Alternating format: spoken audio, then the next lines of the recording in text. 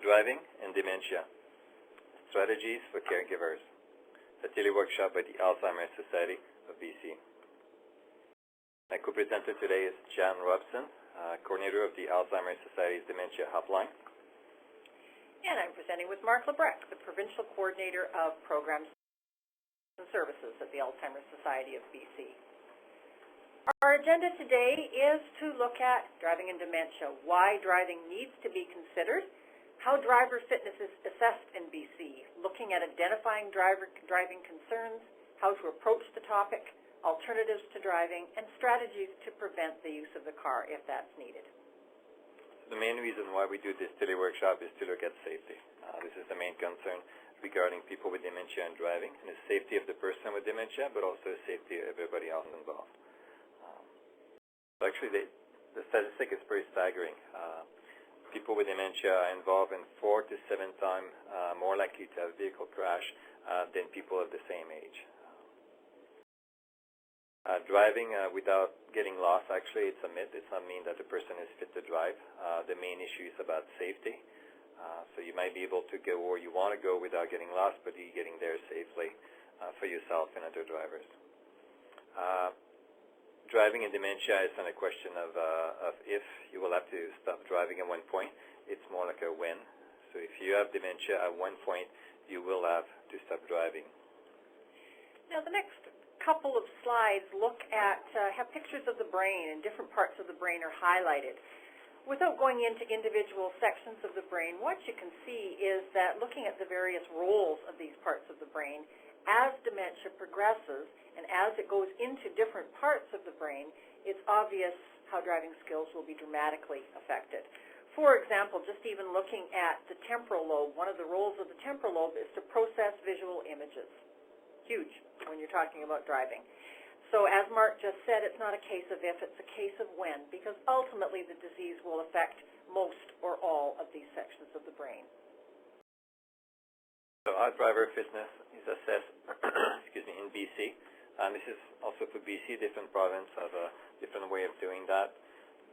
So the first thing is keep in mind that diagnosis of dementia does not mean that the person have to stop driving right away. Some people at the early stage of the illness are still capable of driving for a period of time. But even these people, they know that at one point they will need to stop driving. And the goal is to stop driving before you become a non-secure driver, a not safe driver.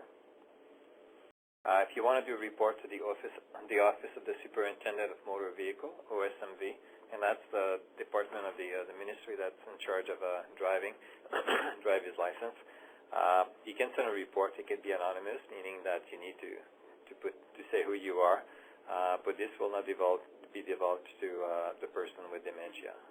And you need to do this in writing, and you need to have good reason. It cannot be second-hand reason. You notice that the person is not able to see correctly, is driving too slow, or whatever you're able to observe.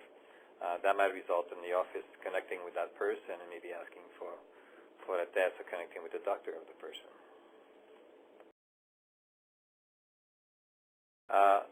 In BC, health professionals have the responsibility to report patients that might have a problem, a medical condition that will make driving difficult or not safe. So for example, your physician, your optometrist, that's their job. It's the law. They have to do this. There's also a test. It's a tool. It's called a CMR-MD. It's a driving assessment, and that can be done in the physician office. And it takes about 10 minutes, and it's mostly the physician asking some question to the person with dementia, and a pen and paper kind of test. And you're looking at the cognitive, the intellectual ability that John talked about when we look at the brain, the capacity to be able to drive. If you're missing too many of these, you will not be able to drive. So that's making this assessment. If the person didn't pass the test, the physician will send this to the OSMV. If the person is not sure, again, he might request more tests with the OSMV. If the person is passing the test, they might request the person with dementia to do the test every 6 months to reevaluate the situation, or sooner if the physician thinks. Once the Office of the Superintendent actually gets a physician's report, they review it and they decide if a driver fitness test is required. If it is, the driver sent a letter that directs them to call the Drive Able access line, and they need to book an appointment within 30 days with Drive Able. Drive Able is a two-part test. The first part is an in-office computer-based test to assess cognitive abilities, and then, if necessary, there's a road test. In terms of payment, if Drive Able is requested by the Office of the Superintendent, they pay for it. Otherwise, it costs $300 for some people, depending on their medical plan. If they have an extended medical plan, sometimes that's covered. Sometimes it's covered under occupational therapy for some people's plans. Some people, unfortunately, end up having to pay the shot. The Office of the Superintendent only sends the person a letter if their driver's license has been revoked. And so often what we suggest to people, if you haven't heard from them, call your doctor, because the doctor will know. And sometimes it's a case of sitting around waiting. You're not sure, gee, I haven't heard from them. I wonder if it means I'm okay, or if they just haven't sent the letter yet. Check with the doctor. And as with the doctor's test, Drive Able reassessment might be required later on, depending on the results of the testing. Identifying some driving concern. The first thing is encourage the person to evaluate their own driving, and naturally this is going to work better at the early stage of the illness while the person got good insight. So really you need to look at this at the early stage of the illness. Also, it's a good time at the early stage to talk to the person and talk about themselves evaluating their own driving, but also hiring the help of friends and family to help them evaluate the situation. How's my driving? What am I going to do when my friend or family tell me, okay, I don't think you're safe enough to drive, Well, I want to check on that with Drive Able, or to get something like this, or am I just going to give away my driver's license, or what's going to be the steps? So thinking and talking about this early in the illness, it's really key here. Often what you find, Mark, is that people are already limiting their own driving. They've decided themselves, well, I don't feel comfortable on the highway or after dark, so I'll just drive around my neighborhood. I won't go any farther than 5 kilometers or things like that. So they're already themselves recognizing there's a bit of an issue, and they're limiting it. Yeah, and it's some good thing and bad thing about this, I think. Like, one of the good things is, like, some people drive where they're comfortable, when they're not going to get lost. They know the area, so it's actually a more relaxed environment, so it's probably safer up to a point. On the other hand, you can be very close to home. If you don't have the capacity to drive safely, you can still hit things and people. I think that limiting is a bit of a red flag when people are already limiting their driving. It's a bit of a red flag for the family to pay attention to. So you're already in the process of driving cessation now. Yeah. If you're a caregiver or a care partner, somebody who cares, trust your gut feelings. If you feel uncomfortable in the car, that's probably a good sign that there's something's happening here. Recognize the sign of unsafe driving, close call, a scratch, dents in the car. We have a list here. It's with 2 slides on that. Have a look at it. But person failing to stop at red lights, a stop sign, that kind of thing. But keep in mind that every time you have a close call, it's not because you didn't hit someone that it's not important. It's still crucial, and it's still a sign of bad driving. Don't wait until you actually hit someone. The thing with looking at driving cessation, there's all sorts of issues involved. Independence and identity are huge, and we're talking about concrete losses as well as emotional losses here. The concrete losses, loss of the inability to get from A to B easily, quickly, without having to impose on anybody else. This is often very problematic in rural areas where alternate modes of transportation are either extremely limited or just non-existent. And it's also problematic if the caregiver is not able to drive. And so not only is the one person not able to drive, it affects the entire family. But there's also identity issues. We equate driving a car, getting the driver's license so often with becoming an adult. And so it's pulling away that sense of freedom, that sense of being a real true adult, and often particularly so for men, at least in this culture. It's very much a male rite of passage, even more so than it is for women, I think, still at this point. Yeah. So it can be really tough for people to see that going out the window for them. Yeah, and I think I agree. And for a lot of people, it's very important. But I think for men, in terms of gender identification, it's almost an accessory to manhood. It's having a big muscle car. So losing that is just more losing your wheels. It's actually losing part of yourself. Yeah. And it needs to be part of the conversation. And this is a disease of loss. There's so many losses associated with this disease, and this is certainly not an insignificant one. Some strategy to help you discuss driving with the person with dementia, and ideally is when the person with dementia take the decision themselves. So that's the best case scenario. If that's not the case, talk about driving cessation early in the illness. The earlier you can do that, the better for everyone. The more input the person with dementia will be able to do that, the more it will be their decision to stop driving or to plan the driving cessation instead of somebody else saying, okay, this is you have to stop now.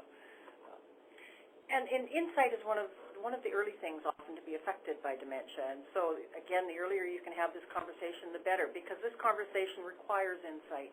And so you need to do everything you possibly can to have it while insight is still available. Be prepared to have several conversations so that it is a process as opposed to laying down the law. And find the best person to talk about it. In the case of, for example, if it's your father, it might be your oldest brother, maybe the best person to do it.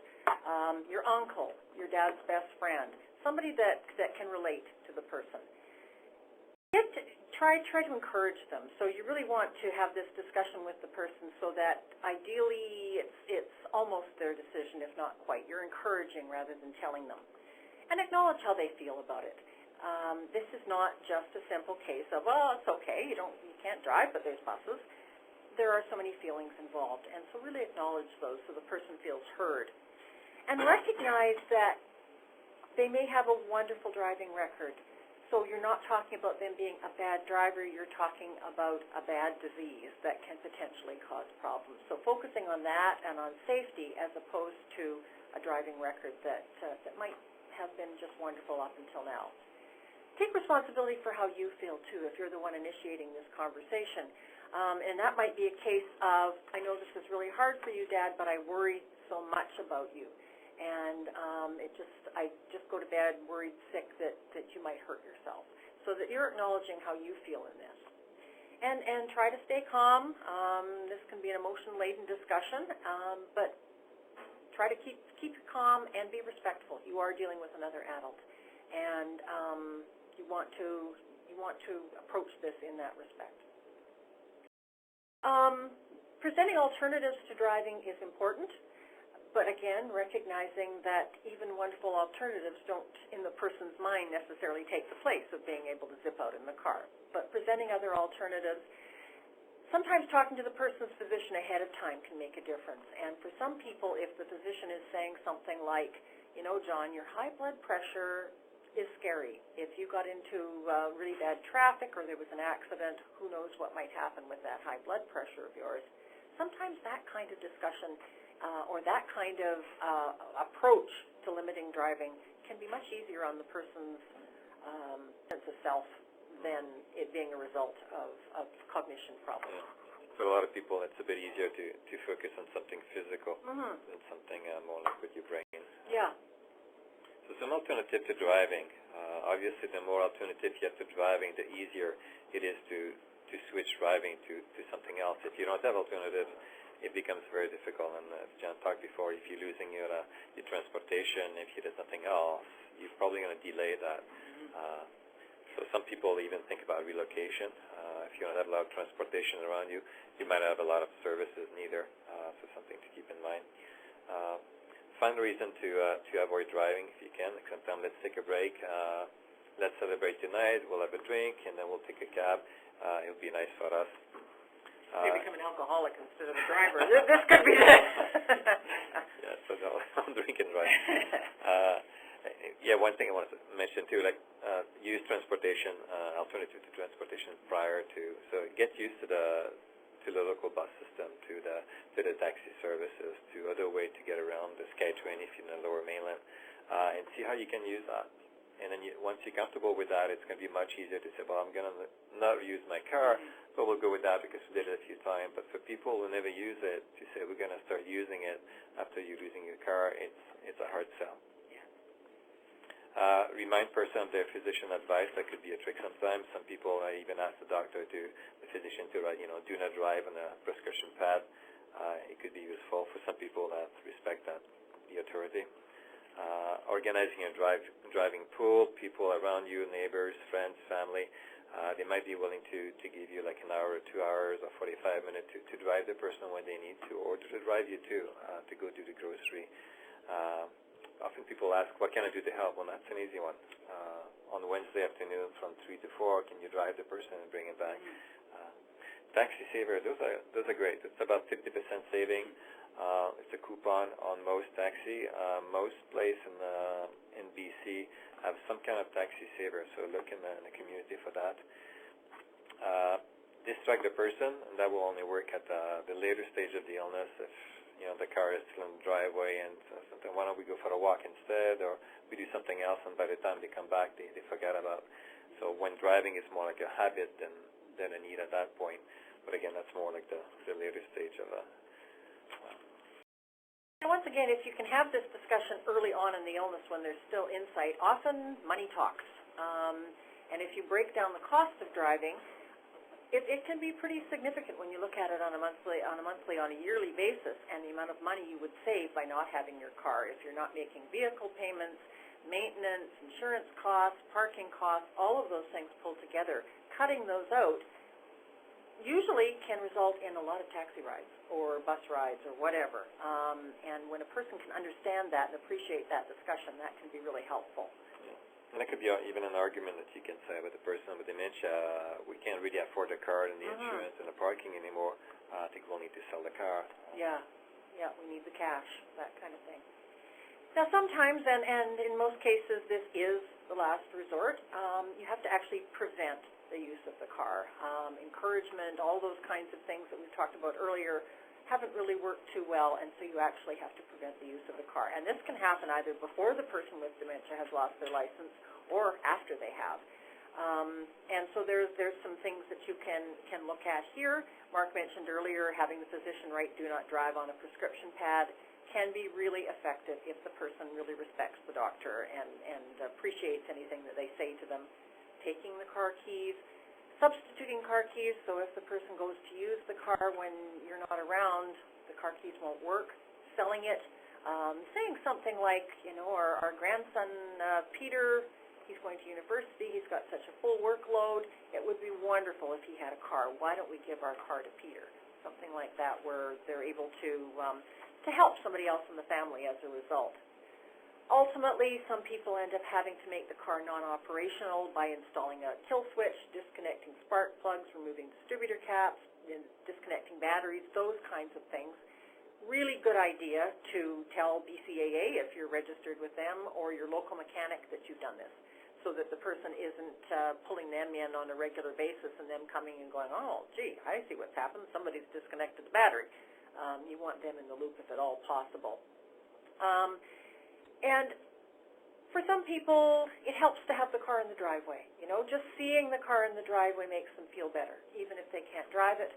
For others, having the car in the driveway is that tease that just makes it really difficult. So your situation will be individual. Summarize. Plan early in the illness for driving cessation.